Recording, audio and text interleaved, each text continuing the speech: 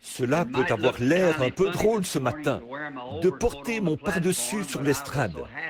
Mais j'étais si heureux de pouvoir montrer ce joli pardessus que l'Église m'a donné. L'autre jour, j'ai vu ici Frère Neville avec ce joli complet qui lui allait si bien. Et j'ai pensé, il lui allait si bien. Et l'Assemblée en parlait aussi. J'ai donc pensé, eh bien moi, je vais porter mon pardessus pour venir sur l'estrade. Vous savez, je crois que nous ne devenons jamais adultes. D'ailleurs, je ne veux pas devenir adulte. Qu'en pensez-vous, frère Luther? Non, nous ne voulons pas grandir. Nous voulons toujours rester des enfants.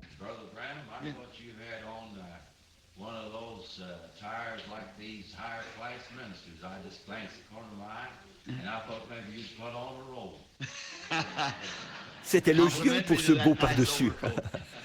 Je dois dire que c'est que j'en avais vraiment besoin. Et c'est le meilleur que j'ai jamais eu. Et je l'apprécie vraiment beaucoup. Frère Roy Robertson, je ne sais pas s'il est ici ou non ce matin, mais il a eu quelque chose à dire quant au choix de ce pardessus. Il a vraiment fait un bon choix. Et nous sommes très, très contents de l'avoir. Ainsi, nous sommes très heureux d'être de retour dans la maison du Dieu vivant ce matin et de profiter de ces merveilleux moments de communion fraternelle autour de sa précieuse parole. Le Seigneur voulant, je devrais bientôt partir outre-mer. Vous avez dû voir dans La Voix, le journal des hommes d'affaires, que je vais partir outre-mer le mois prochain.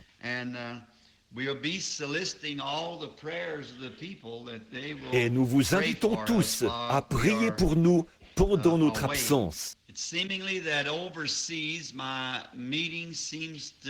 On dirait que mes réunions sont meilleures outre-mer, que cela accroche mieux là-bas. En Amérique, je disais à frère Mercier que j'ai écouté, d'abord, il m'a donné un tourne-disque. Et puis, sur celui-ci, il y avait des disques de certains de mes sermons. C'est là que j'ai réalisé que si jamais quelqu'un m'écoutait, cela résulterait de la grâce de Dieu à leur égard. Car je me suis dit que j'aurais quand même pu faire un peu mieux. Oh, et voici qu'il enregistre aussi ça. Un petit... Vous pouvez bien couper cette partie, voyez-vous. Il a tourné son pouce contre le bas. Je pense que cela signifie qu'il va couper cette partie-là. Mais je vous le dis, j'ai été tellement surpris. La prédication la plus médiocre que j'ai jamais entendue de ma vie, c'était bien la mienne. Vraiment, sur ce disque-là. Et cela m'a rendu si nerveux que je n'ai même pas pu manger mon dîner. Je suis tombé malade et j'ai dû quitter la table. Je n'ai pas pu dormir cette nuit-là. Et hier, je suis allé au Kentucky avec frère Wood.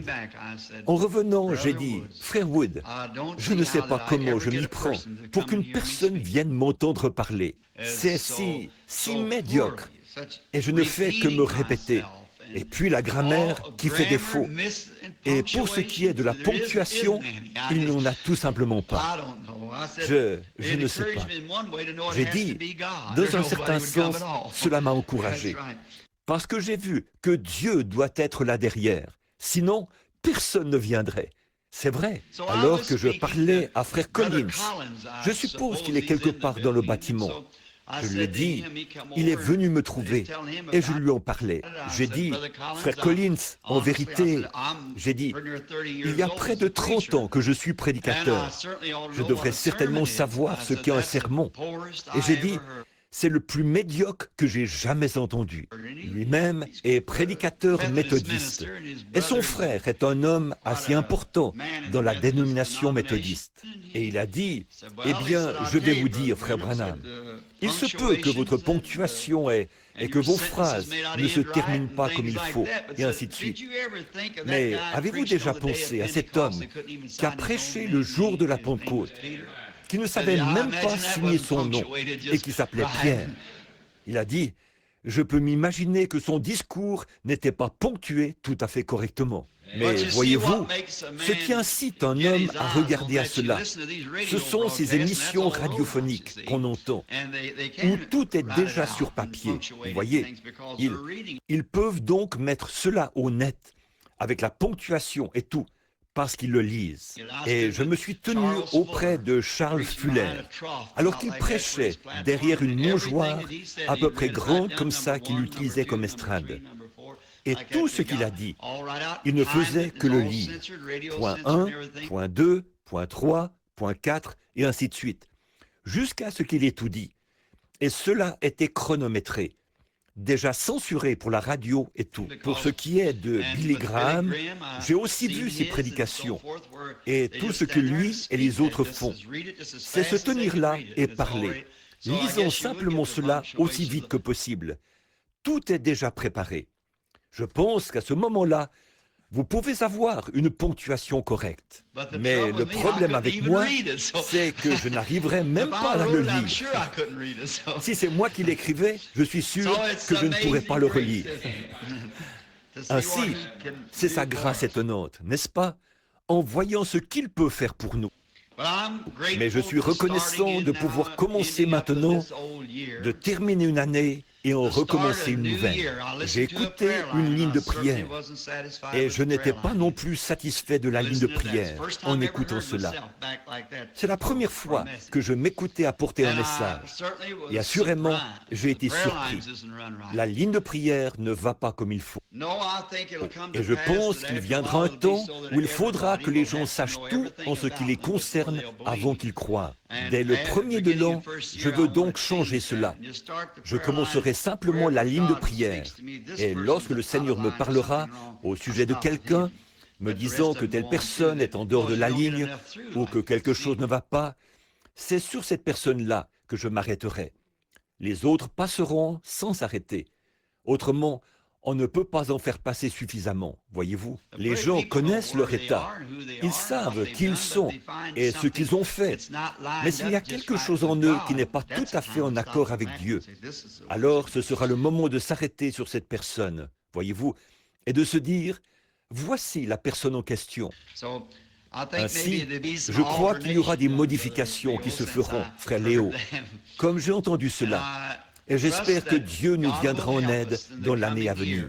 Je crois que ce soir, il y aura service ici au tabernacle. Et je dois être là-bas, sur la route 62, avec le frère Raddle, ce soir. J'ai cru comprendre qu'il y aura un service de longue veille ici. Frère Raddle m'avait invité à participer à son service de veille. Mais j'ai pensé que peut-être je reviendrai au tabernacle pour ce soir-là, étant donné que j'essaie toujours d'être au tabernacle la veille du Nouvel An. Je voulais donc revenir pour être ici avec les frères. Aussi, ai-je fait un genre de compromis. Je serai avec le frère Raddle ce soir, là-bas sur la route 62, à l'ancien club 62, qu'on a transformé en église. Et mercredi soir, je reviendrai ici pour le service de longue veille. Puis jeudi, nous partirons pour Chicago et nous continuerons pour aller ensuite à Philadelphie et de là, outre-mer. Et ce matin, nous ne voulons pas vous retenir trop longtemps, parce que nous avons encore des entrevues et les services vont continuer. Oh, dites donc, depuis le dernier service de prière ici, je suis très reconnaissant des résultats qui sont ressortis du dernier service de prière. C'est vraiment merveilleux ce que le Seigneur peut faire lorsque son peuple s'assemble. Ceux qui sont, s'ils invoquent le nom du Seigneur, s'ils se rassemblent, je crois que c'est ainsi qu'il est écrit, et prient, alors Dieu les exaucera des cieux. Inclinons donc nos têtes un instant, tandis que nous nous tournons vers lui, afin qu'il nous donne l'inspiration nécessaire pour ce message. Seigneur, de génération en génération, tu as été notre refuge et notre force. Nos ancêtres, avant nous, se confiaient en toi, et ils n'étaient point confus. Ils ont cru en ton saint nom, et ils parurent comme des lumières brillantes. et nous considérons leur vie parce que, comme le poète l'a dit, elles laissent des empreintes sur les sables du temps. Nos départs laissent derrière nous des empreintes de pas sur les sables du temps. Alors nous voyons que ceux qui se sont confiés en toi, à coup sûr, s'en sont bien sortis. Quoiqu'ils aient traversé bien des eaux profondes et de grandes épreuves et des persécutions, malgré tout, tu finissais toujours par les en faire sortir plus que vainqueurs, parce que c'est ce que ta parole promise a dit que tu ferais. Et notre prière aujourd'hui, c'est que tu veuilles bien bénir cette petite église, bénir son pasteur, notre brave frère Neville, ainsi que sa famille. Nous te demandons d'être avec lui au cours de cette nouvelle année, de l'oindre d'une façon plus grande encore et de le bénir à tous égards. Accorde une pleine santé à sa famille, aux tout petits qui grandissent. Garde Frère Neville robuste et en bonne santé. Bénis également cette Église et chacun de ses membres. Le conseil d'administration, combien nous les aimons. Ce sont vraiment de vaillants hommes de Dieu. Et le conseil des diacres, eux aussi sont des vaillants serviteurs. Et tous les gens qui viennent ici, nous sommes reconnaissants pour eux, Seigneur.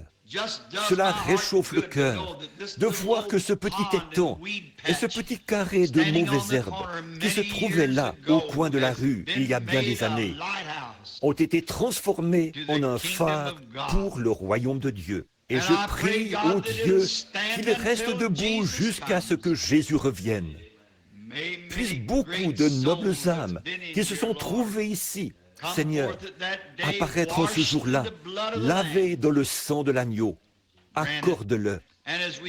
Et Seigneur, comme nous ouvrons ta parole bénie ce matin et que nous en tournons les pages pour y lire un texte, nous savons que toi seul peux en donner le contexte.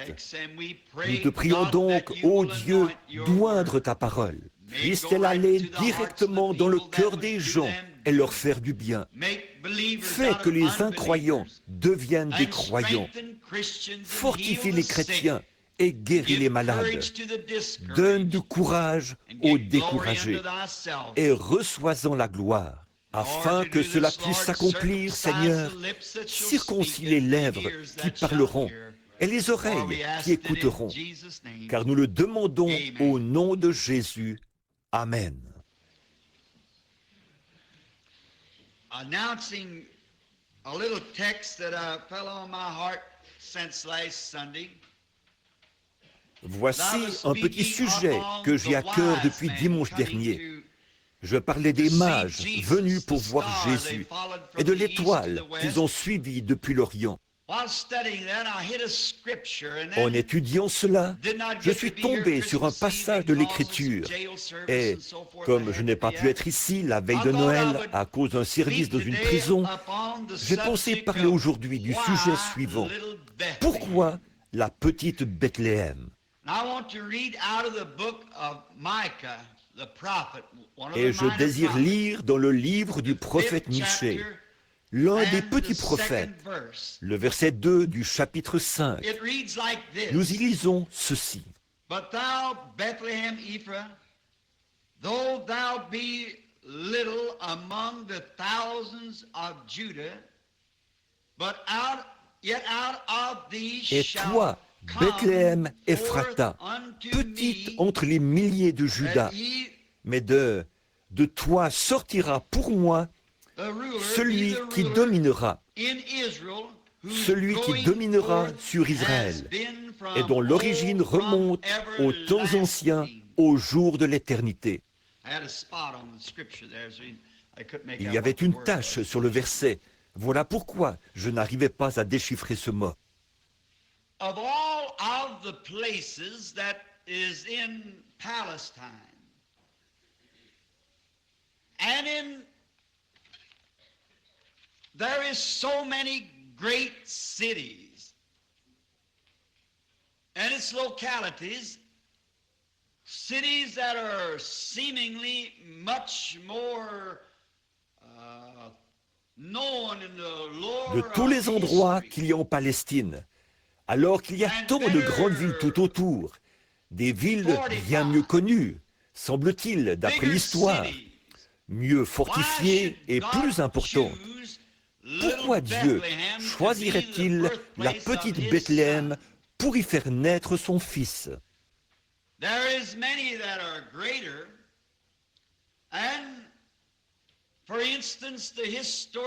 Beaucoup sont plus importantes. Par exemple, le lieu historique de Jérusalem, la fière Jérusalem, la grande capitale, l'une des plus grandes villes de Palestine. Nous nous demandons alors pourquoi Dieu choisirait la toute petite ville de Bethléem comme lieu de naissance pour son fils. Mais comme les Écritures l'ont déclaré, ce que Dieu a résolu s'accomplira. Et si Dieu n'avait pas déterminé d'avance qu'il en serait ainsi, jamais il n'en aurait été ainsi.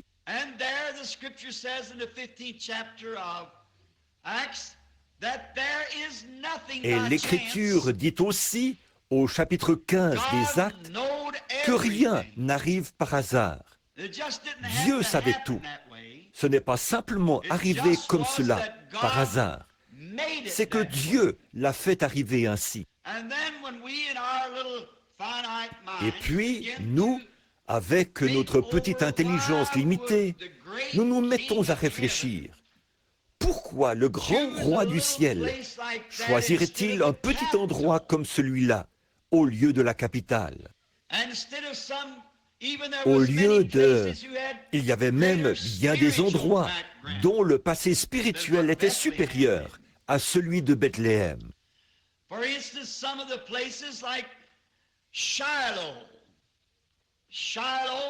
Certains endroits comme par exemple Silo. Silo était un ancien lieu d'adoration pour Israël. Chaque année, tous venaient à cet endroit important où se trouvait l'arche de l'Éternel. On pourrait donc se demander pourquoi il ne pourrait pas naître à Silo. Il y avait encore Gilgal, un autre endroit spirituel, un important lieu d'adoration. Alors, pourquoi Dieu ne l'a-t-il pas laissé naître à Gilgal?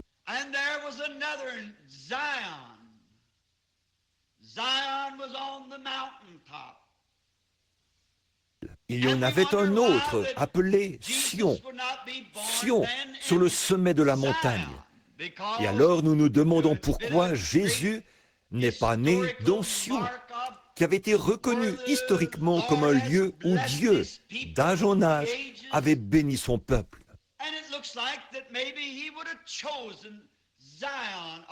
Il semble qu'il aurait peut-être pu choisir Sion, ou Gilgal, ou Silo, ou bien un des autres endroits illustres où il y avait eu de grandes bénédictions et de grands enseignements. Et il y avait d'autres villes célèbres, comme par exemple Hébron. C'était l'endroit où pouvait aller l'homme qui cherchait une ville de refuge, un lieu sûr. Ramoth, en Galade, était un autre de ces endroits de refuge où les gens pouvaient venir, ce qui en faisait un endroit fort approprié comme lieu de sa naissance. Et peut-être que si moi j'y avais réfléchi, je l'aurais amené à Kadès Barnéa, car là se trouvait le siège du jugement, de même qu'un endroit de refuge. Peut-être l'aurais-je amené dans cette région-là, pour qu'elle lui serve de lieu de naissance. Ou peut-être aurions-nous choisi l'une ou l'autre des autres villes.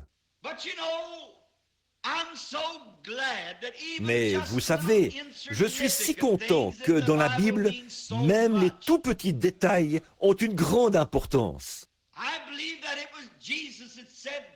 Je crois que c'est Jésus qui a dit ceci. Vous négligez, ou plutôt, vous faites ce qui est plus important dans la loi, mais vous négligez les petites choses. Or, ce sont parfois les petites choses qui tiennent les grandes choses ensemble.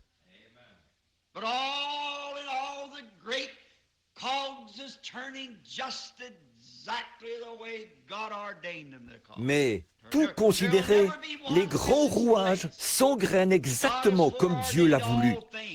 Jamais un seul ne fera défaut.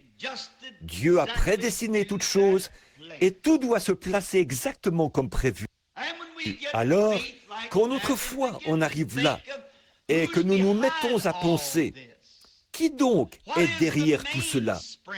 Quel est le ressort principal qui fait tourner cette grande économie de Dieu? Nous découvrons que c'est le Saint-Esprit. Il n'a pas été remis entre les mains de l'homme de faire les choses, mais entre les mains du Saint-Esprit. Il est le ressort principal.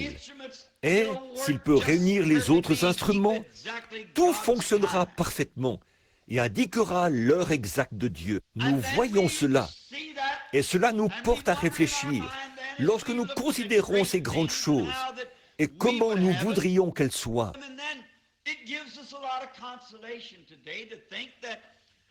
Il est alors vraiment réconfortant aujourd'hui de penser que même si nous sommes un petit groupe de gens, même si nous sommes insignifiants aux yeux du monde et des plus grandes églises dénominationnelles, parfois Dieu utilise ces petites choses simples malgré tout, car il est aussi écrit dans les Écritures: ne crains point, petit troupeau, car votre Père a trouvé bon de vous donner le royaume.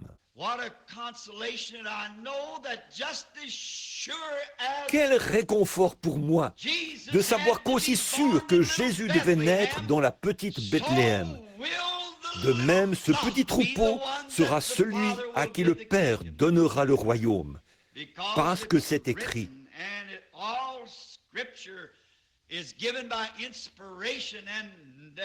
Et que toute écriture est inspirée, et que les écritures ne peuvent être anéanties, elles doivent s'accomplir. Nous avons donc l'espoir de savoir que c'est un petit troupeau qui recevra le royaume, un fidèle petit troupeau de croyants. J'espère être l'un de ces troupeaux, ou être dans ce petit troupeau, devrais-je dire. Et puis, nous connaissons l'histoire. La plupart d'entre nous sommes au courant du récit décrivant l'entrée d'Israël en Palestine par une promesse de Dieu.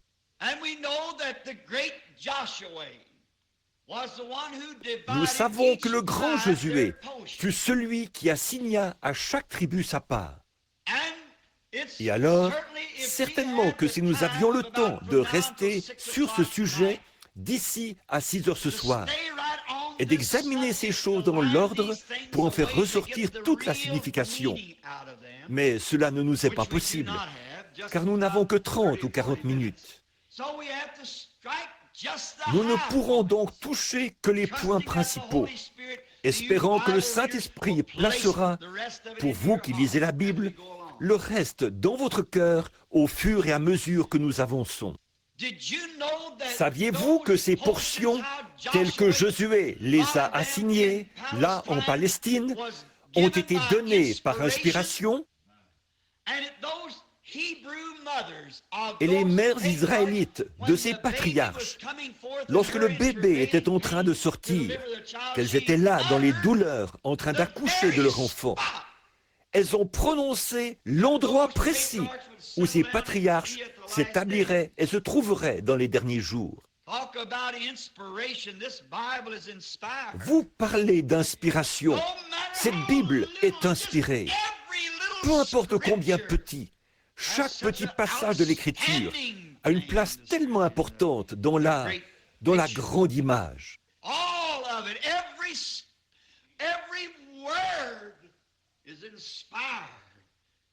Tout cela, chaque mot est inspiré, et à cela est accrochée la destinée des âmes, car c'est là la parole du Dieu immortel et éternel. Et même ces mères, à la naissance de leur bébé, lorsqu'elles firent entendre leur voix, elles les placèrent là, dans la position qu'ils devaient avoir dans la terre promise des centaines d'années plus tard. Josué n'en savait rien, Mais pourtant, sous la même inspiration, il les plaça exactement là où ils devaient être.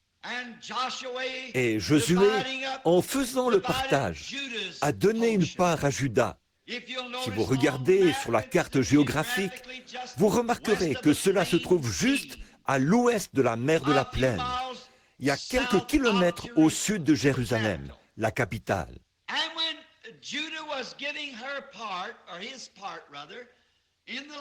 Et lorsque Juda a reçu sa part dans le pays, nous pourrions l'appeler sa province.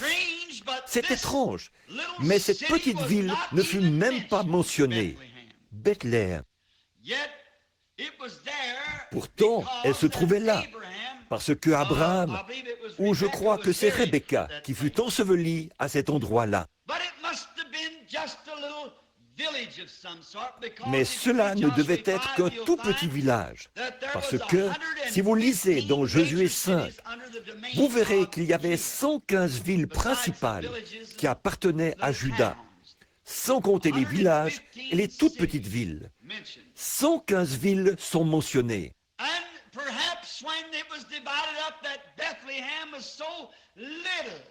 Peut-être qu'au moment du partage, Bethléem était tellement petite, avec peut-être une ou deux petites maisons, qu'elle ne fut même pas mentionnée dans l'héritage. Et puis, nous voyons qu'en fait, elle n'a jamais été connue. Le fils de Caleb est celui qui l'a fondée. Il s'appelait Salma. C'est lui qui en était le fondateur. La Bible dit qu'il en était le père, c'est-à-dire qu'il était le fondateur de Bethléem. Autrement dit, il est probablement allé s'installer là-bas et y a ouvert des commerces. Et les échanges commerciaux ont contribué à son développement. Nous découvrirons la véritable raison pour laquelle, plus tard, le pays tout entier fut jaloux de ce petit coin de pays qui s'étendait vers le nord et vers l'est et qui descendait un peu en pente vers le sud, formant une sorte d'éperon.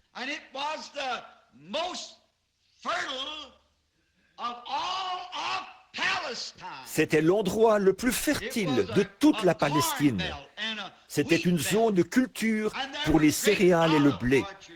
Et il y avait de grandes plantations d'oliviers et d'autres choses dans cette partie de Bethléem, ou plutôt de la Palestine, là au bout de la province de Juda.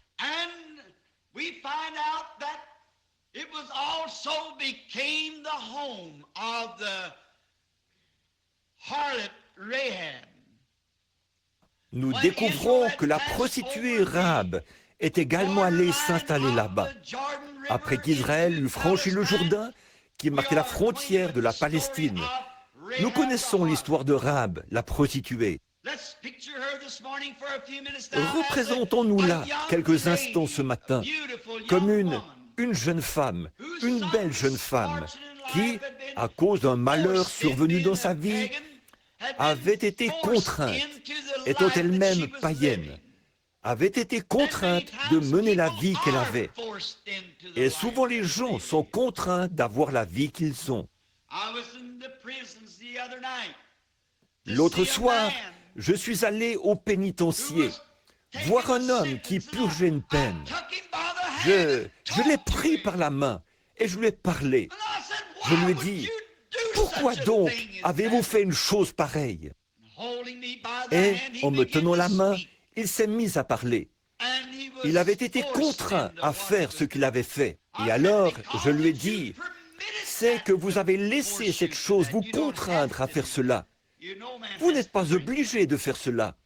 Aucun homme n'est forcé de boire. » J'ai dit, « Je suis moi-même nerveux, mais il n'est pas nécessaire d'avoir cela. » Et cette jeune femme, dès qu'elle eut entendu parler d'Israël pour la première fois, et de ce Dieu qui était un Dieu qui exauçait les prières, pas simplement un Dieu qu'on prie, mais un Dieu qui répond ensuite.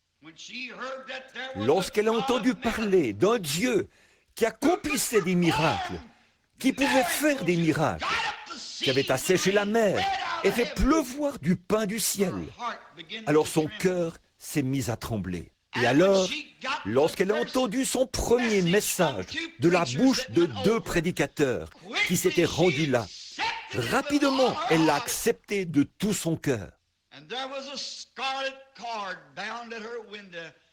Et un fil cramoisi fut attaché à sa fenêtre pour servir de protection à sa maison, parce qu'elle avait reçu le message. Je pourrais ajouter quelque chose ici. Saviez-vous qu'elle était un type de l'Église des nations? Elle faisait partie des nations, et elle était un type de l'Église des nations. Quand nous avons entendu le message, nous menions tous une vie de prostitution spirituelle, commettant de la fornication spirituelle contre le Dieu du ciel, dans toutes sortes de choses, toutes sortes de dénominations et de religions.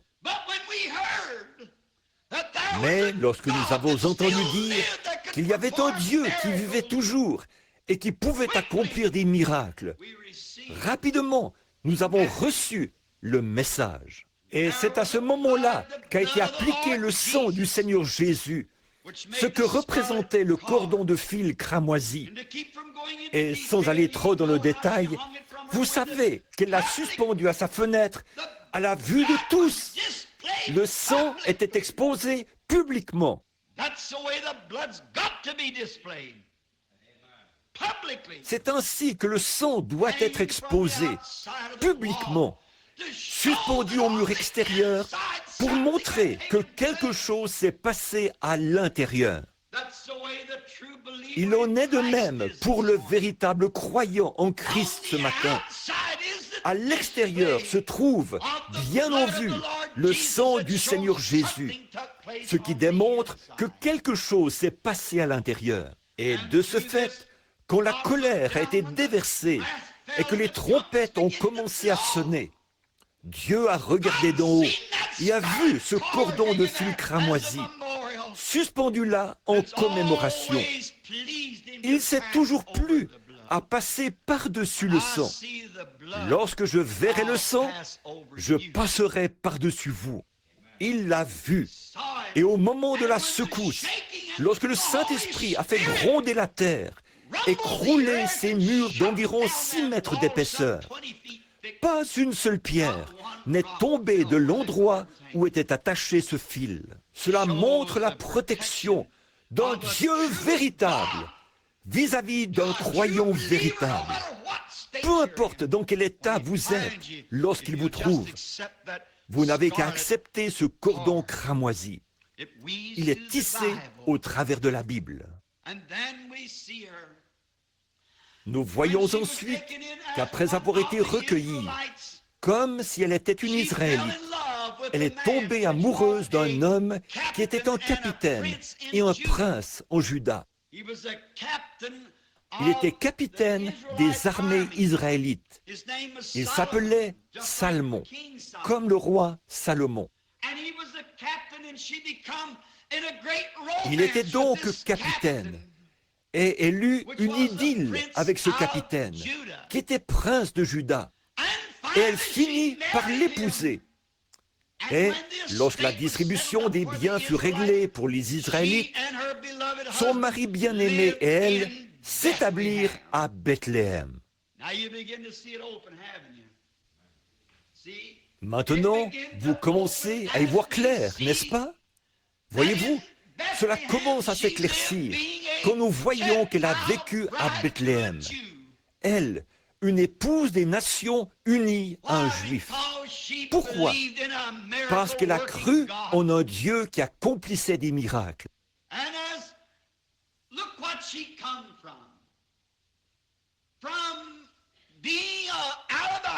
Regardez d'où elle est sortie, d'une maison malfamée, d'une maison de prostitution.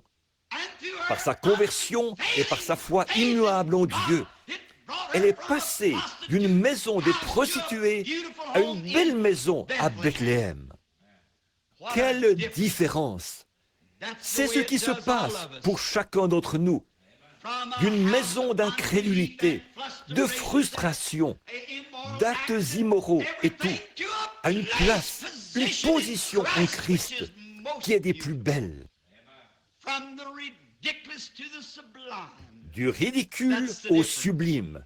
Voilà la différence que cela fait grâce à notre conversion. Et avez-vous remarqué qu'elle a épousé un prince de la maison de Juda, un capitaine. Ce capitaine représentait Christ, qui s'est choisi une épouse parmi les nations, passant de la place la plus basse à la principale et à la meilleure du pays. Nous démontrerons un peu plus loin au cours de notre message qu'il en a été ainsi et qu'il ne pouvait pas en être autrement. C'était là un type de l'Église des nations. Et nous voyons qu'ils ont eu une jolie maison à Bethléem, étant donné que Salmon l'avait fondée et qu'elle allait devenir un endroit important avec ses bonnes terres fertiles.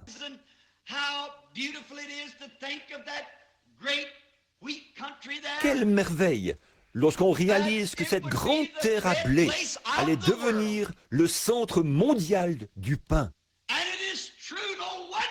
Et c'est vrai, ce n'est pas étonnant que Jésus ait dû naître là.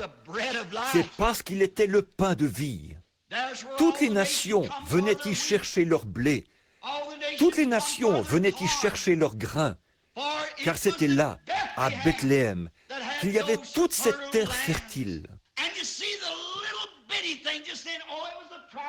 Et même ce petit détail, vous voyez, le fait de dire « Oh, c'était la province du blé », cela avait une signification. Et vous voyez ce prince des nations, ou ce prince juif, prendre une épouse des nations et la conduire là, à Bethléem, pour s'y établir. Il a élu domicile là où il y avait du pain en abondance.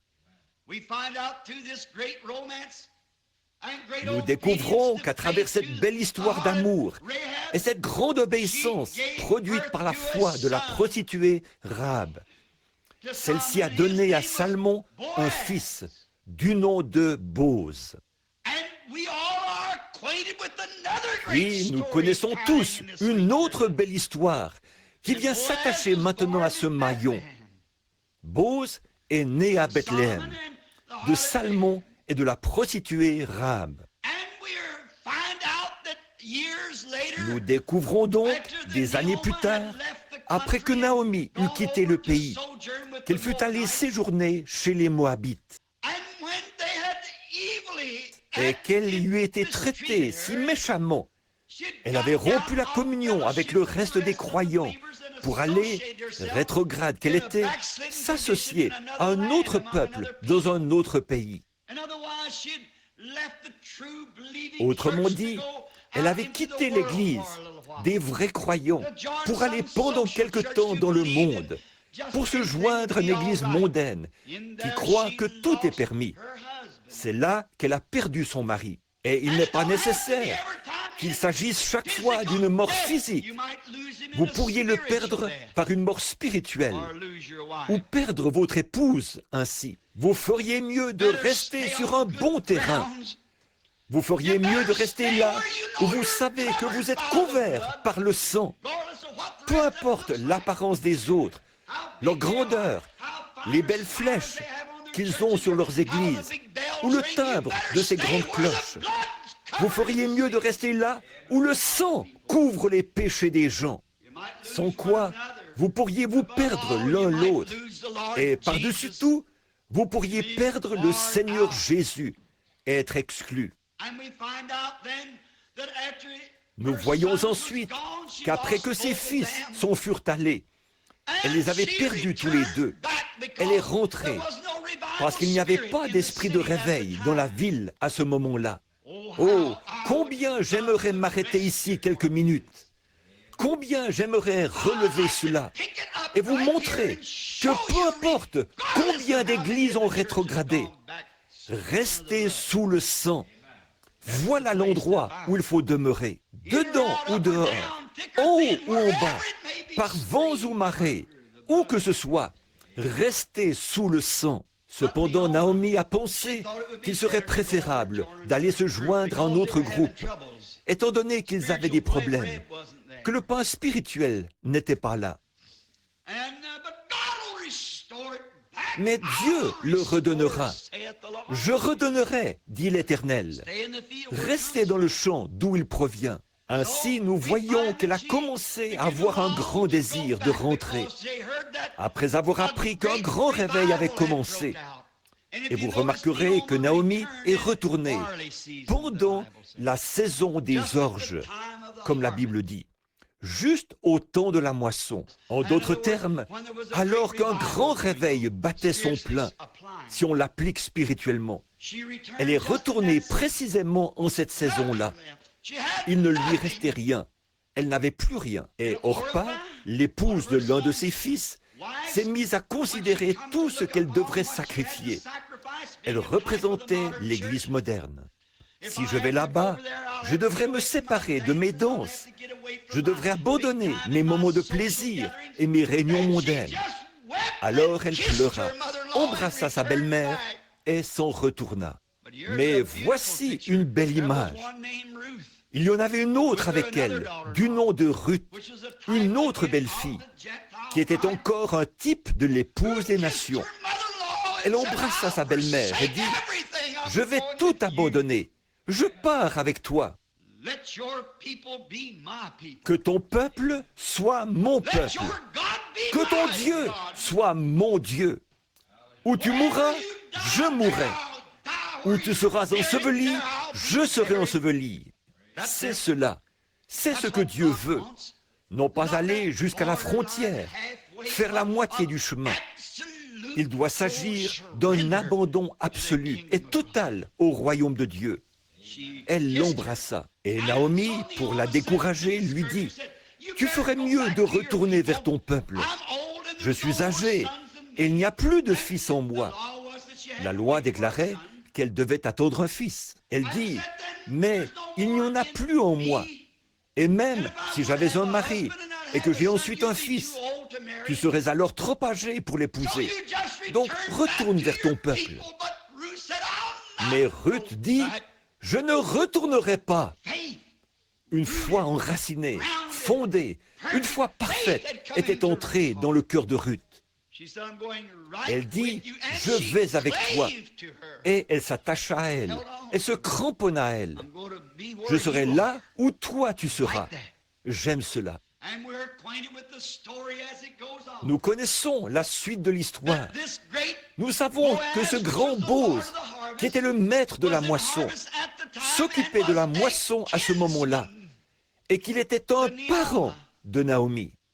Et lorsqu'elle trouvait Ruth, là, dans la petite mission, en train de glaner, chaque petit brin de paille qu'elle pouvait trouver et qui avait encore des grains, elle le gardait, car pour elle, c'était la vie. Bose, étant le maître de la moisson, ordonna à ses moissonneurs d'en laisser tomber une poignée pour elle de temps en temps, ce qu'elle ramassa avec joie.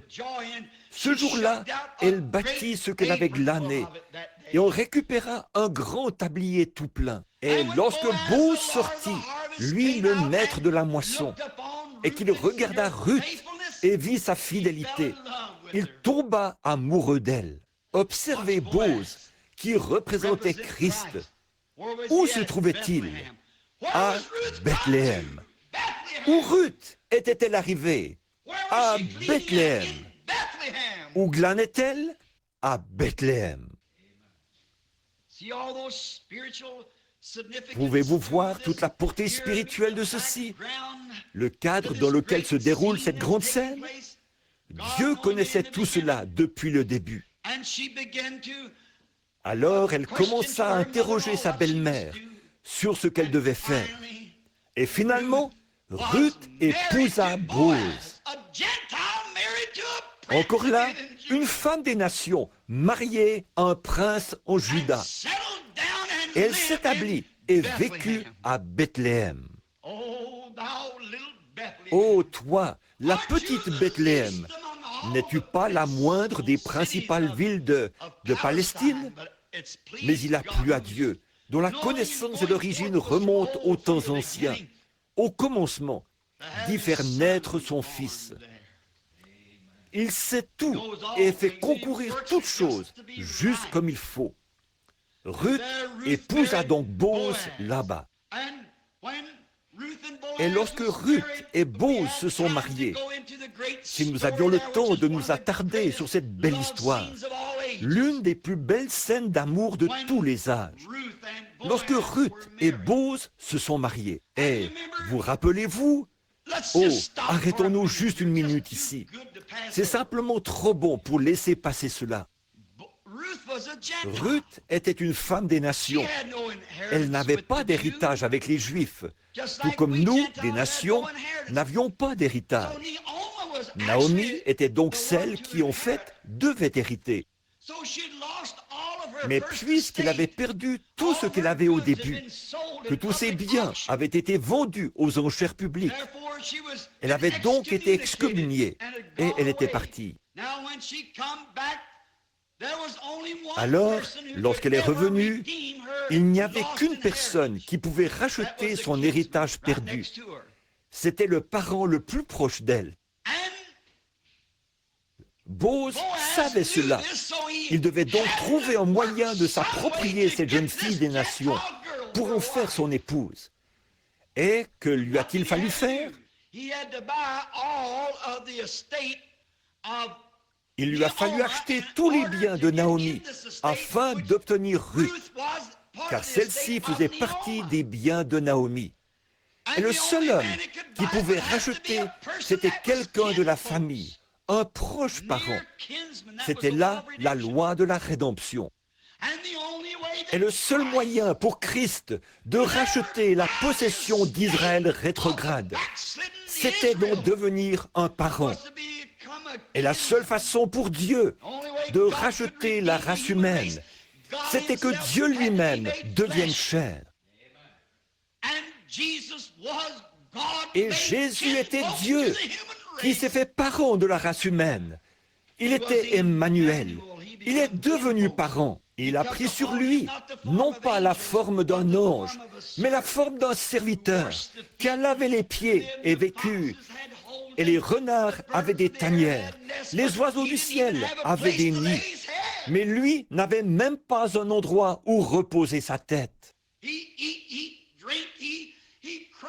Il a mangé, il a bu, il a pleuré, il a ri, tout comme les autres hommes. Et il était Dieu, non pas un prophète, il était Dieu. Mais il devait être parent afin de racheter la race humaine perdue. Voici donc Boaz dans ce grand type à Bethléem. Et regardez où ce parent est né, ce parent de la race humaine. Il devait en être ainsi. Et alors, lorsque ce noble Boaz l'a racheté, il a dû témoigner publiquement du fait qu'il avait racheté tous les biens qu'elle avait perdus. Il est donc allé à la porte de Bethléem, de nouveau cette petite ville, et il a appelé les anciens de la ville, et il leur a fait savoir qu'en ce jour, il avait racheté tout ce que Naomi avait perdu. Tout ce qu'elle avait perdu, il l'avait racheté. Et il a ôté son soulier et l'a jeté en l'air devant les gens comme signe. Et si quelqu'un a une raison de dire quoi que ce soit, qu'il parle maintenant. Car ceci est un acte commémoratif, que j'ai racheté tout ce qu'elle avait perdu. Oh, béni soit le nom du Seigneur. Et lorsque notre parent est venu, Jésus de Nazareth, né à Bethléem, il s'est tenu au sommet du mont Golgotha et il l'a élevé entre ciel et terre pour servir de symbole commémoratif, montrant qu'il avait racheté tout ce que la race humaine avait perdu dans la chute. Comment un homme peut-il mépriser la guérison divine et la puissance de la résurrection du Seigneur Jésus, alors qu'un emblème a été présenté publiquement au calvaire, déclarant « J'ai racheté la race humaine entière et tout ce qu'ils ont perdu. Il a racheté nos âmes, il a racheté nos corps, il a racheté tout ce que nous avions perdu dans la chute. Notre parent rédempteur est venu, s'est fait chair et a habité parmi nous. Il a présenté l'emblème et il a dit, c'est accompli. Qu'est-ce qui est accompli? Tout est accompli. Nous sommes simplement en train d'entrer dans notre héritage. Comme les jours passent, nous nous en approchons de plus en plus.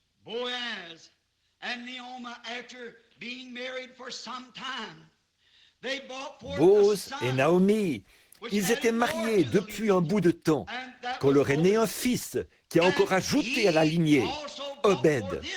Et lui aussi a engendré son fils, lequel s'appelait Isaïe. Et Isaïe a eu 8 fils.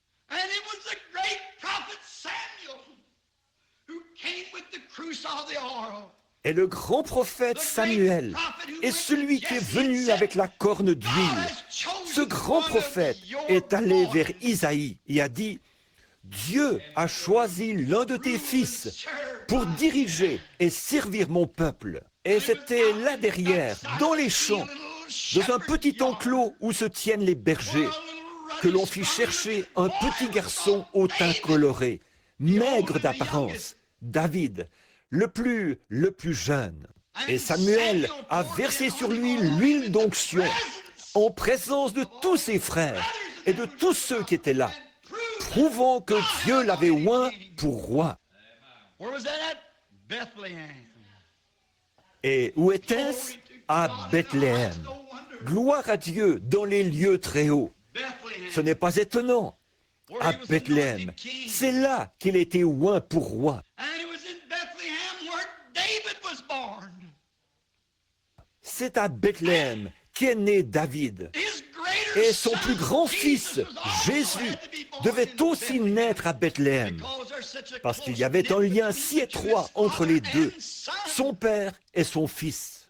Ce grand-fils n'était pas seulement le fils, mais il était aussi le rejeton et la postérité de David. Il était même avant David et il serait après David. Il était d'éternité en éternité. Mais selon la chair et conformément à toutes les choses qui devaient s'accomplir, il était le fils de David.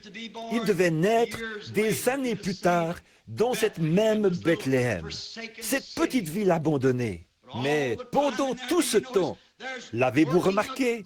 Il y avait là un grand mystère puissant à l'œuvre que personne ne semblait comprendre. Il en est de même dans la Bethléem de Dieu aujourd'hui. Il y a un signe mystère qui est à l'œuvre et que personne ne semble comprendre. Cela passe au-dessus de la tête des gens. Ils n'ont pas l'air de saisir. Peu importe ce qui est fait ou ce qui est dit. Et la partie mystérieuse de ce qui est fait, les gens regardent et disent « Oh, je pense que c'est en règle ». Ils poursuivent leur chemin. Mais ils ne comprennent pas, ils ne peuvent pas le saisir, ils ne peuvent pas le comprendre. Et c'est ce que Dieu faisait à Bethléem, en Judée. Il était à l'œuvre. Toutes ces petites choses avançant pour aboutir à une grande tête. David, oh, quand, petit garçon encore, il a été oint pour roi. Il avait le teint coloré, mais il devait y avoir en lui quelque chose d'authentique qui a plu à Dieu. Il était tout petit. C'était le plus petit de la famille. Les autres garçons étaient de grands hommes, bien costauds, qui auraient fait bonne impression, vêtus d'une robe et portant une couronne sur la tête. Mais Dieu a montré quelle est la chose à laquelle il regarde. Non pas l'apparence extérieure, mais ce qui se trouve à l'intérieur de l'homme. Il a regardé à son cœur. Il savait ce qu'il y avait dans le cœur de David. Peu importe ce qu'il aurait l'air avec une couronne sur la tête. Il savait qu'il avait trouvé en lui un homme qui serait selon son cœur. C'est là ce que David serait, un homme selon son cœur. C'est pour cela qu'il a versé sur lui l'huile d'onction, ou fait verser sur David l'huile d'onction.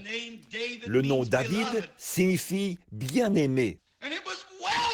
Comme ce fut bien représenté en Jésus, le bien-aimé, des années plus tard. Ce fils de David qui devait venir pour accomplir toutes choses qui avaient été promises. this little city of Bethlehem's where this taken place. It was on Cette them petite same ville de little Bethléem Judean hills est where l'endroit où ces choses se sont passées. David had herded his C'est sur sheep. ces mêmes petites collines de Judée où David avait fait paître ses brebis que bien des années plus tard, les anges ont chanté leur premier Noël sur les collines de Judée qui dominaient Bethléem. The first Noel. Unto thee is born this Le city premier of Noël, David. dans la ville de David, il vous est né Christ le Seigneur. Quand, pour la première fois, des anges sont apparus pour chanter, ils ne sont pas venus à Jérusalem, dans la grande église, pas plus qu'ils ne sont venus à Gilgal. Ils ne sont pas venus à Silo non plus, qui avait été tout ce temps-là le lieu du culte religieux dénominationnel. Mais ils sont venus dans la petite Bethléem, où l'Esprit de Dieu avait agi d'une façon mystérieuse et avait produit quelque chose. C'est là qu'ils sont venus.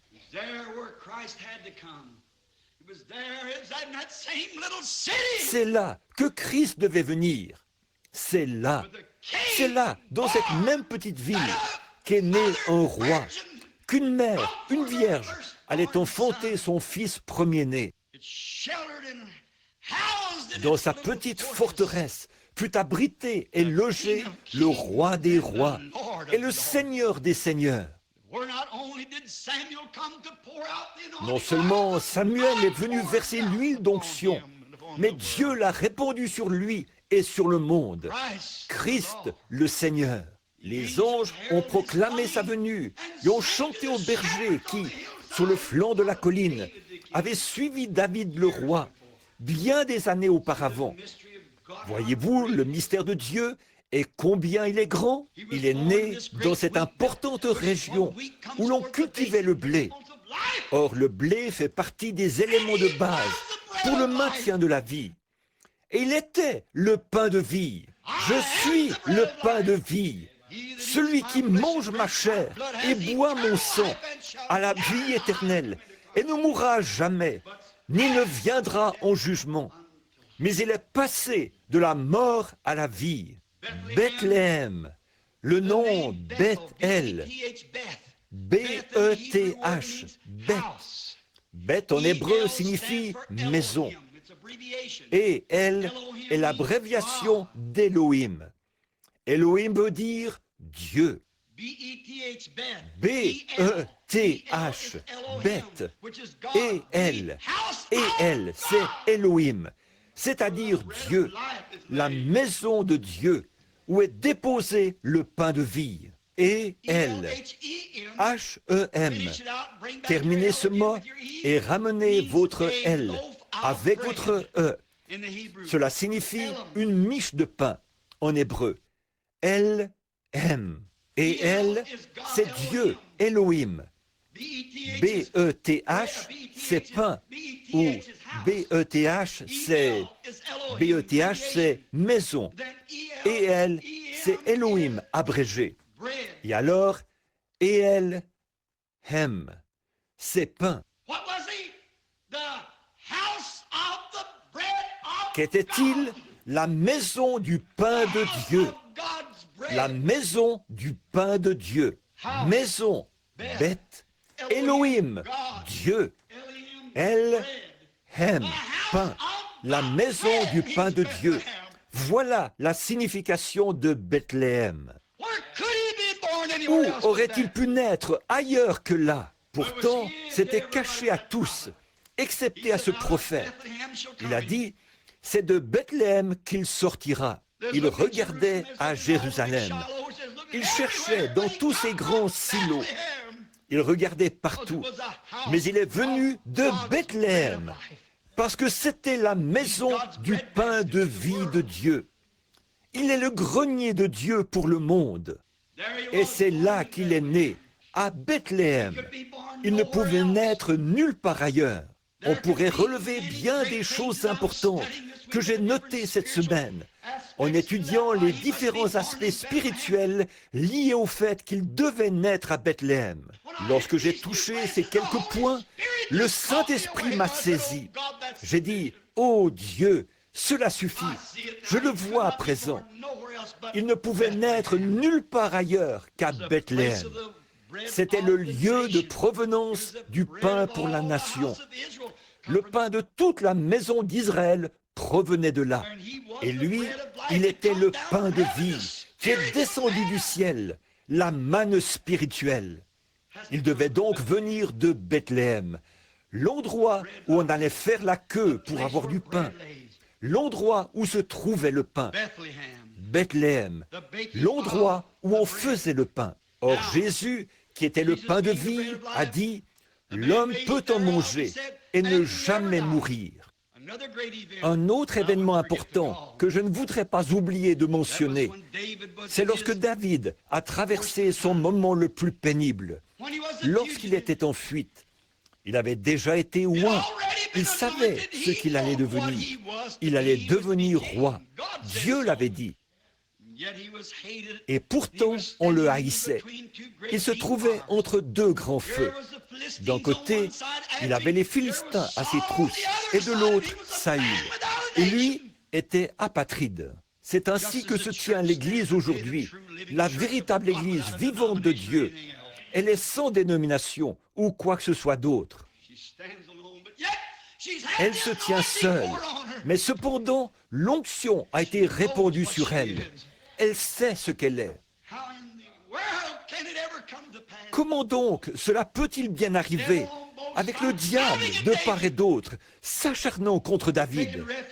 Il s'était réfugié dans des forteresses et dans des cavernes dans le désert, essayant de se cacher, avec une poignée de fidèles guerriers, juste quelques-uns qui croyaient comme lui. Mais ces hommes avaient foi en Dieu, que celui-là serait le roi. Ainsi en est-il des croyants aujourd'hui qui sont cachés ici et là, mais ils savent qui va venir comme roi. Peu m'importe qui va être président, nous savons qu'il vient. Et cela semble plus loin que jamais, tandis que la science essaie d'avoir le dessus en disant « Nous pouvons fabriquer un homme, nous pouvons faire ceci, nous pouvons prendre un lapin, en prendre le pollen et faire un autre lapin, essayant de réfuter la parole de Dieu. Mais il y a un peuple qui croit à Dieu et qui tient ferme plus que jamais. Quoi qu'il advienne, ils croient à Dieu. Dieu a raison. Ils tiennent la main immuable de Dieu, au milieu des combats, au milieu des larmes, au milieu de la maladie, de la mort, au milieu de tout. Ils tiennent toujours la main immuable de Dieu. Ils savent qu'il vient bientôt comme roi. Les gens aujourd'hui rient et se moquent d'eux. Ils les traitent d'exaltés. Ils les traitent de tout. Mais ces combattants de Dieu restent fidèlement à leur poste. Vous pouvez bien les appeler un groupe de guérison. Vous pouvez bien les appeler une bande de fanatiques. Ou tout ce que vous voudrez. Ils resteront attachés à ce roi. Ils savent qu'il va accéder au pouvoir, qu'ils prennent son nom en vain, qu'ils se moquent, qu'ils rient, qu'ils appellent les gens qui croient en lui des bannis, le rebut. Cela ne les dérange pas le moins du monde. Ils restent fidèlement à leur poste. Ces combattants qui étaient avec David sont restés là, à ses côtés. Qu'un Philistin, que n'importe qui se présente, il fallait se battre, car on les harcelait de toutes parts. Ce pauvre David, tellement troublé, a pensé « Mais comment est-ce possible, Seigneur ?» Vous savez, les conducteurs traversent parfois des choses que l'Assemblée ignore totalement. Quand vous pensez à des promesses que Dieu a faites, vous vous demandez pourquoi elles ne s'accomplissent pas. Ils n'en parlent pas à leur congrégation. Ils n'en parlent pas aux gens qu'ils côtoient. Mais il y a bien des frustrations dans le cœur d'un vrai conducteur. David était assis là, la gorge lui brûlait. C'était au milieu de l'été. Les Philistins tiraient parti de la division entre David et Saül. Saül cherchait David partout. Les Philistins aussi. Et puis les Philistins cherchaient les Israélites. Vous parlez d'un temps de confusion. C'était à peu près comme maintenant. Et David se réfugiait dans tel petit endroit, tel petit abri, ce qu'il pouvait trouver, quelques petits lieux forts. Puis il est monté sur la montagne, en plein cœur de l'été, sous une chaleur suffocante, sa gorge toute desséchée et son cœur rempli de frustration et de crainte. Il se demandait Oh Dieu, comment est-ce possible? Tu as versé cette huile sur moi, non pas parce que j'en avais décidé ainsi, mais parce que toi, tu m'avais choisi. Pourquoi m'as-tu appelé alors que j'étais là-bas en train de garder les brebis, me disant que tu me donnerais ceci pour servir ton peuple? Et voici que tu m'as conduit au beau milieu de la bagarre. De telles pensées traversaient son cœur. Il s'est assis sur la colline, et du haut de la colline, il a regardé. Les Philistins étaient entrés et avaient placé une garnison à Bethléem, le lieu même de sa demeure. Sa petite ville était donc tombée aux mains de l'ennemi. Et avec elle, la maison de son père, la maison d'Isaïe, était en esclavage, sous la coupe des Philistins. Sa propre nation et sa propre église étaient contre lui. D'une part, il combattait l'ennemi. De l'autre, il combattait les gens de l'église. Non pas qu'il le voulût, mais il y était forcé. Très souvent, nous sommes forcés de faire certaines choses et de dire des choses que nous ne voulons pas dire. Un vrai conducteur spirituel est contraint de le faire. Il doit prendre position et montrer ses couleurs. Je prendrai le chemin avec le petit nombre des méprisés qui suivent le Seigneur, comme l'a dit le compositeur. Il était donc là, en cette chaude journée, et sans doute il faisait les 100 pas en regardant en direction de cette longue vallée. Cela faisait environ 40 kilomètres, aller et retour pour aller jusque-là. De ce côté-là se trouvait la maison de son père, réduite en esclavage par les Philistins. De l'autre côté se trouvait Saül. Et voilà que celui-ci vient se mettre en plein milieu, parce qu'il avait pris position. Quel moment terrible! Israël était complètement divisé. L'Église était divisée en différentes dénominations, si je peux l'exprimer ainsi. Et voici David, qui se tenait de ce côté-ci, ne sachant que faire. Et cependant, sachant que sur lui reposait l'onction.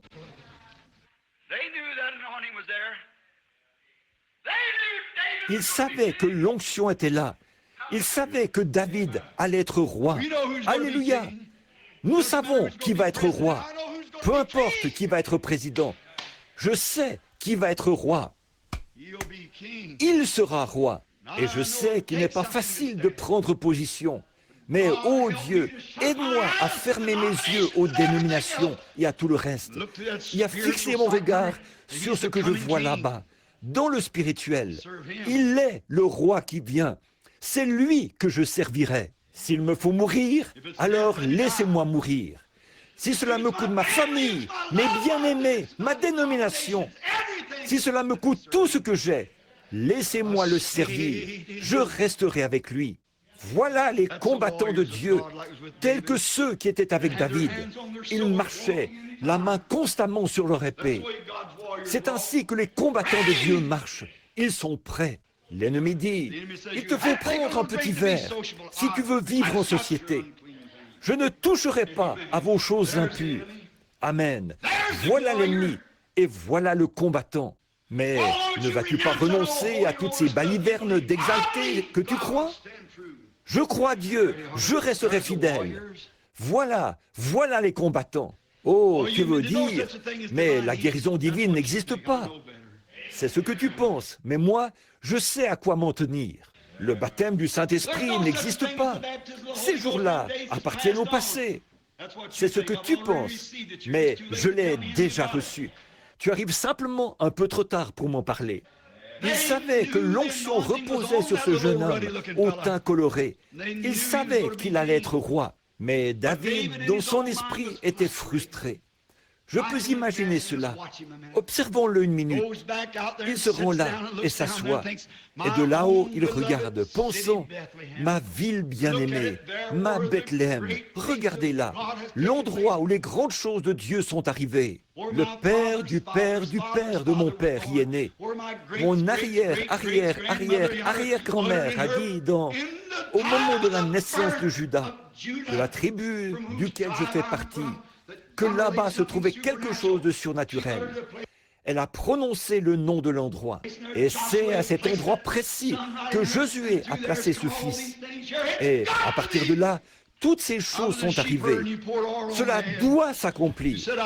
J'étais berger, que tu as versé de l'huile sur ma tête. Tu as dit que je serais roi. Je te crois. Amen. Puis il regarde là en bas de nouveau et songe. Eh bien, tout là-bas, dans ma petite ville, là où je suis né, ce petit groupe auquel j'appartenais, c'était le bon vieux temps. Les méthodistes auraient avantage à faire un retour en arrière. Alors, bon vieux temps, lorsqu'ils étaient peu nombreux et se réunissaient dans des petites écoles, ici en Amérique, et qu'ils tombaient sous la puissance de Dieu et se jetaient de l'eau sur le visage. Et vous, les baptistes, feriez mieux de vous rappeler d'où vous êtes venus. Les autres aussi, vous, les pentecôtistes, souvenez-vous donc d'où vous êtes venus. C'est vrai. Voici que, dans le feu du combat, David se met à penser. Oh, je me rappelle ces nuits où je couchais là-bas sur le flanc de la colline.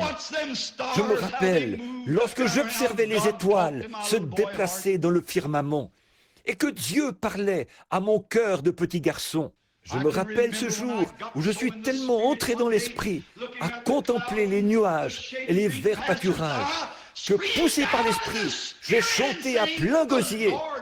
L'Éternel est mon berger, je ne manquerai de rien. Quand je marche dans la vallée des ombres de la mort, je ne crains aucun mal, car tu es avec moi. Oh là là! Et voici qu'il était précisément dans les griffes de la mort à ce moment-là, et des deux côtés. Et même quand je marche dans la vallée de l'ombre de la mort, ce bon vieux temps, quand l'Esprit était avec moi, quand Dieu était avec moi, que je chantais ses louanges et jouissais de sa présence. Je me souviens de la fois où un lion est venu un matin et s'est emparé de l'une de mes brebis. L'Esprit de Dieu est venu sur moi, et alors j'ai couru après lui, je l'ai saisi et l'ai coupé en morceaux. Je me souviens de cette délivrance. Oh, je me rappelle le soir où, juste avant le coucher du soleil, un ours est venu et s'est emparé de l'une des brebis, et je l'ai tué. C'est grande délivrance. Je me souviens quand, tout enfant, je chantais ses louanges, pendant que je faisais paître mes brebis. Oh Dieu, ramène-moi à ce point-là. Ramène-moi à mon premier amour. Ramène-moi là-bas et redonne-moi mon bâton de berger. Redonne-moi mon troupeau de brebis. Laisse-moi tout seul là-bas à t'adorer. Il nous arrive de penser à cela, mais nous sommes dans le feu du combat. Il faut faire quelque chose. Il fut un temps où nous étions des garçons, mais nous sommes des hommes à présent. Le combat fait rage. Je me rappelle lorsqu'il y avait de la sciure par terre et que les gens criaient et jubilaient et qu'on ne pouvait pas pénétrer ici tellement il y avait du monde. Mais il n'en est plus ainsi aujourd'hui. La bataille fait rage. Il ne s'agit plus de William Branham, le tout jeune prédicateur. Il faut produire quelque chose. Oui, monsieur, il doit y avoir quelque chose de différent. L'heure avance. La bataille fait rage.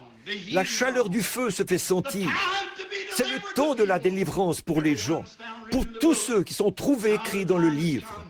Maintenant, l'heure est venue. David, tout frustré, faisait les 100 pas en pensant « Oh, quelle chaude journée! Oh, ce qu'il fait chaud! Oh, Saül pourrait venir de cette direction-ci, et les Philistins de cette autre direction. Les armées nous entourent de toutes parts, et nous voici assis là, à l'entrée d'une caverne. Mais pourtant, l'huile d'onction est sur moi. Comment est-ce possible, ô Dieu? Comment est-ce possible? Oh, si seulement je pouvais boire quelque chose. C'est alors qu'il retourne en pensée là-bas, aux portes de Bethléem. Il y avait là un puits. Aucune eau n'était comparable à son eau. Vous savez, la Palestine possède de la mauvaise eau. Leurs eaux sont contaminées et peuvent même transmettre la fièvre Blackwater, entre autres. Il y a aussi une grande partie de leur eau qui est alcaline et qui vous tuerait. Or, Bethléem est aussi le principal point d'eau de la province.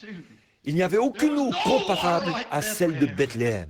David pensait, « Oh, quand je partais avec mes brebis le matin, je passais près de ce vieux puits pour y boire. Oh, que son eau était fraîche et pure, et si désaltérante. Mais maintenant, sa gorge était en feu, et pourtant il était loin. Oh, si seulement je pouvais avoir un verre d'eau. Et alors ces guerriers, dans son désespoir, ils s'étaient criés, « Oh, si seulement quelqu'un pouvait m'apporter à boire de ce vieux puits, là-bas, à Bethléem. » Oh, après avoir rêvé au jour de son enfance et à ses victoires, il se voyait maintenant dans cet endroit, pris entre deux feux, et s'était crié, « Oh, si quelqu'un pouvait m'apporter de l'eau de Bethléem !» Ces guerriers ne pouvaient pas lire dans sa pensée, mais frère, ils l'aimaient avec tout ce qu'il y avait en eux. Le moindre de ses désirs était pour eux un ordre.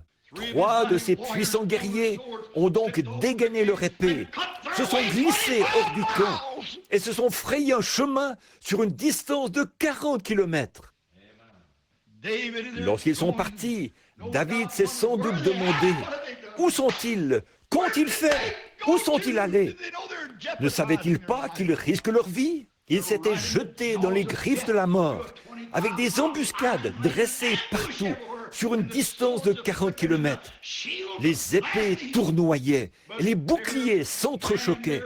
Mais leur homme, leur frère qui, comme ils le croyaient, allait devenir roi, désirait à boire. Oh frère, je me demande si les guerriers aujourd'hui sont prêts à se frayer un chemin à travers le formalisme, les doutes et l'incrédulité pour exaucer les désirs du Seigneur en sa présence. Le moindre de tes désirs, si c'est l'Afrique, si c'est l'Inde, si c'est dans la rue, peu importe où c'est, le moindre de tes désirs, Seigneur, est pour moi un ordre. La mort n'est rien pour moi. La popularité, ce que je suis, ce que je serai, tout ça n'a aucune importance, Seigneur.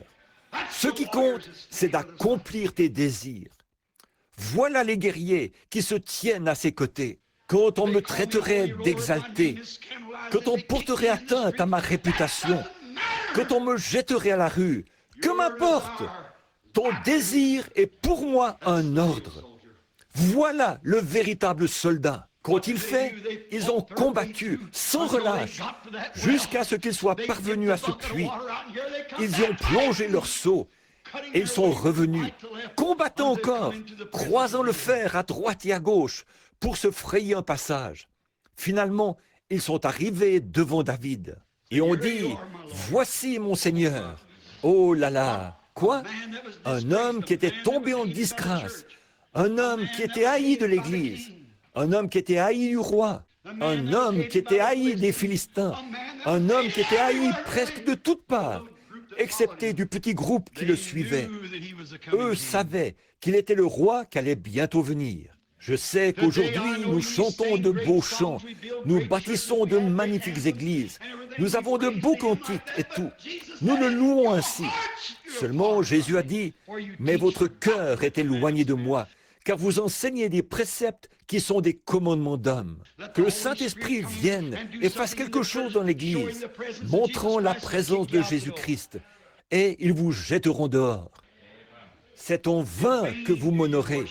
Ils adorent, mais c'est en vain que vous le faites, en enseignant comme doctrine des traditions d'hommes. Mais il y a des combattants qui croient en lui.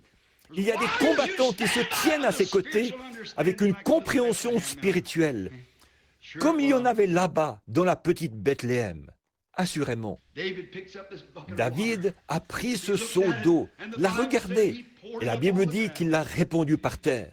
Il a dit, « Seigneur, loin de moi la pensée de boire cela, parce que tes guerriers ont risqué leur vie pour aller là-bas et pour m'apporter cette eau.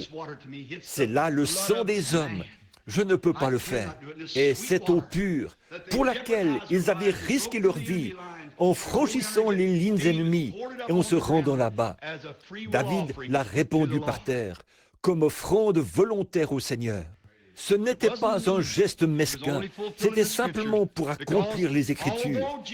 Parce que, bien que Jésus de Bethléem soit le pain de vie, il est aussi l'eau de la vie, assurément. Qu'a-t-il fait? Il était représenté à la fois en David et en ses guerriers, parce qu'il était le roi, et il était le guerrier qui est venu et s'est frayé un passage à travers les lignes de l'ennemi. Amen. Il a conquis la mort, l'enfer et la tombe. Il a répandu son propre sang, afin que s'accomplisse Jean 3, 16. Car Dieu a tant aimé le monde qu'il a donné son Fils unique, afin que quiconque croit en lui ne périsse point, mais qu'il ait la vie éternelle. Ce n'est pas l'eau qui représentait cela qu'il a donné, mais lui-même était cette eau. Autrement, c'était la mort, pour qu'un peuple qui périssait ait la vie. Comment l'a-t-il fait? Par son propre sang, en le répandant, non pas en le renversant, ce serait un accident, mais il l'a répandu librement au calvaire, après qu'il eut fait une percée à travers toutes les lignes de l'ennemi. Alors, il a répandu son sang avec sa vie, afin qu'il puisse être le grenier pour le monde, et la fontaine remplie de sang, tirée des veines d'Emmanuel. Et les pécheurs plongés sous ce flot perdent toute marque de culpabilité. Voilà pourquoi il est né à Bethléem. Voilà pourquoi il devait y venir. Parce que c'était le centre pour le pain de vie. C'était aussi le centre pour l'eau. Quelle sorte d'eau? Les eaux de la vie. Et en Jésus se trouvait à la fois le pain de vie et les eaux de la vie. Par conséquent, il devait venir et naître à Bethléem. Toi, Bethléem de Judée, n'es-tu pas le moindre de tous les grands princes? Tu n'es qu'un simple petit prédicateur. Tu es simplement un petit. Mais de toi sortira celui qui dominera, et dont l'origine remonte aux temps anciens. Et il existe depuis toujours, et d'éternité en éternité. Voilà pourquoi il est né à Bethléem en Judée. Cela lui a servi de berceau. Et mon frère, l'endroit où il veut avoir son berceau aujourd'hui, c'est dans votre être, dans votre propre cœur, afin qu'il puisse manifester par vous les eaux de la vie, un peuple qui périt, et le pain de vie, un peuple affamé. Il est le pain et l'eau de la vie. Les deux choses essentielles à la subsistance de l'homme sont le pain et l'eau. Sa promesse est certaine. Inclinons nos têtes un instant.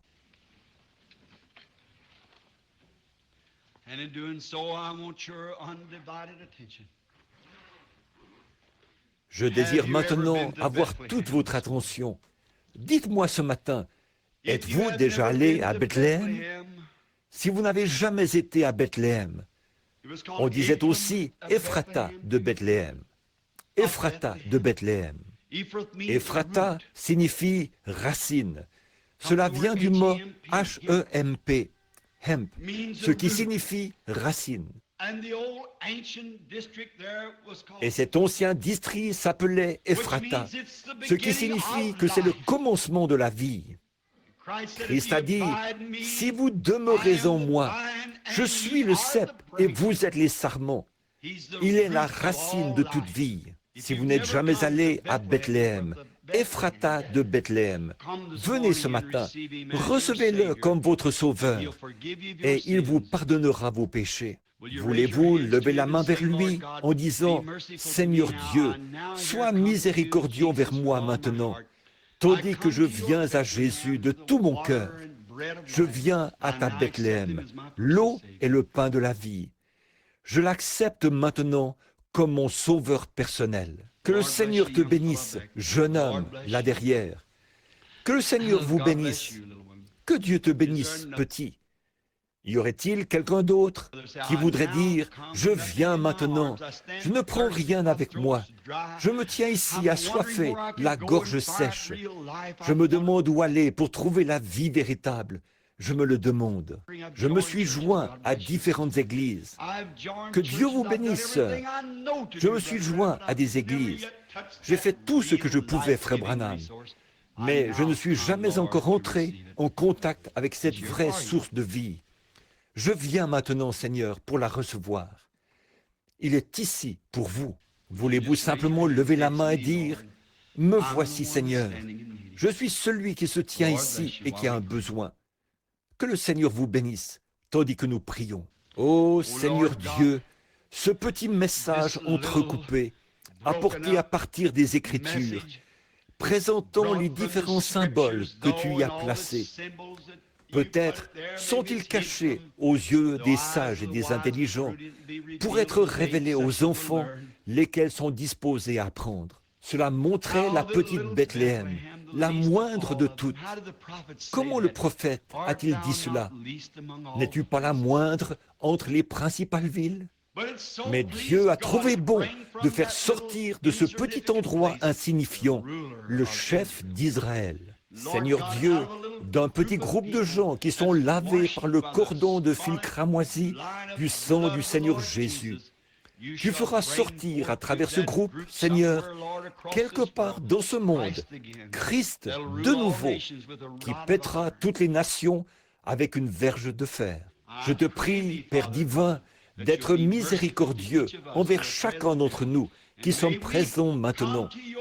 Et puissions-nous venir à ta Bethléem. Oh, venez tous, fidèles, comme nous l'avons chanté, venez à Bethléem. Seigneur, fais-leur voir qu'il ne s'agit pas de se rendre dans une petite ville là-bas, qui une fois servait de symbole, mais de se rendre à la réalité. Jésus-Christ, le pain et l'eau de Dieu, de la vie. Et ceux qui ont levé la main, reçois-les dans ton royaume à l'instant même, Seigneur, car c'est par leur foi qu'ils le reçoivent. C'est par la foi qu'ils ont levé la main. Et c'est par la foi que je crois que tu les reçois. Garde-les, Seigneur, à Bethléem, où ils ne s'égareront jamais et ne s'en iront jamais comme Naomi. Et si les temps deviennent difficiles, puisse-t-il ne pas bouger de Bethléem? Bientôt, ça ira mieux. Accorde-le, Seigneur. Et maintenant, je te prie d'être miséricordieux envers ceux qui sont malades et affligés. Il y en a ici, Seigneur, qui ont besoin d'être touchés par ta main guérissante. Ô Seigneur, tu as restauré Bethléem et l'as ramenée à toute sa gloire précédente. Tu l'as restaurée au temps de la dépression, quand elle était malade. Tu l'as ramenée et tu as fait venir Naomi à la saison des orges. Et maintenant, Père, nous te prions de ramener chaque Naomi et chaque personne ici qui est dans le besoin. Je te prie, ô Dieu, ô Seigneur, nous sommes en pleine saison des orges. Ce grand pain d'orge qui a été vu roulant de la colline jusque dans le camp de l'ennemi.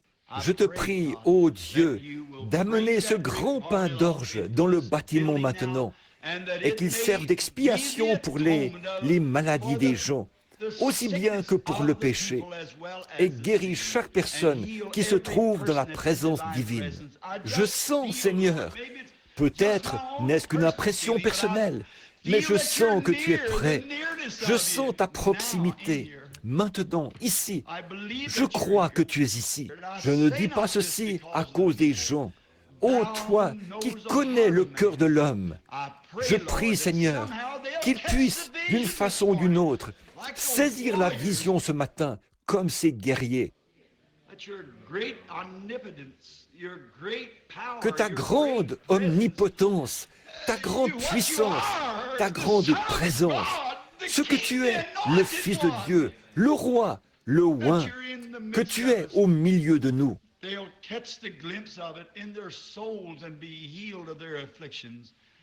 Qu'ils puissent entrevoir cela dans leur âme, être guéris de leurs afflictions.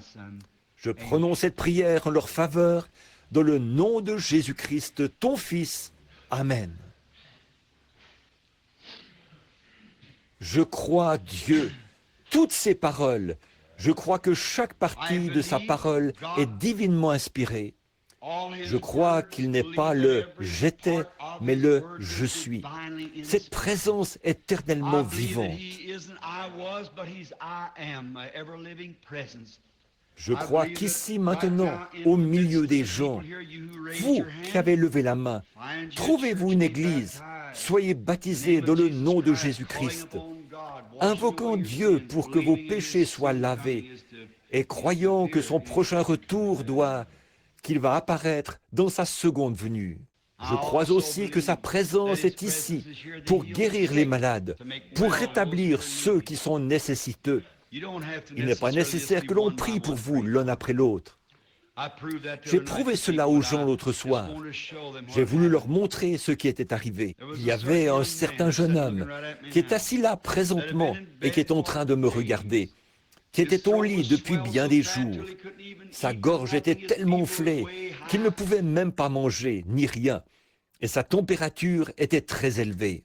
Et il avait dit à son père et à sa mère, « Faites venir frère Branham pour qu'il prie pour moi. » Et pour une raison ou pour une autre, il ne voulait pas me déranger parce que j'étais occupé. Mais quelque chose m'a conduit à aller chez eux. Tandis que j'étais assis là, ils ont essayé d'apporter une assiette au jeune homme. Il y avait là-dessus de l'œuf qui était très coulant et aussi des haricots très tendres en purée. Il essayait d'avaler cela. Il essayait avec un doigt de pousser cela à l'intérieur et de l'écraser.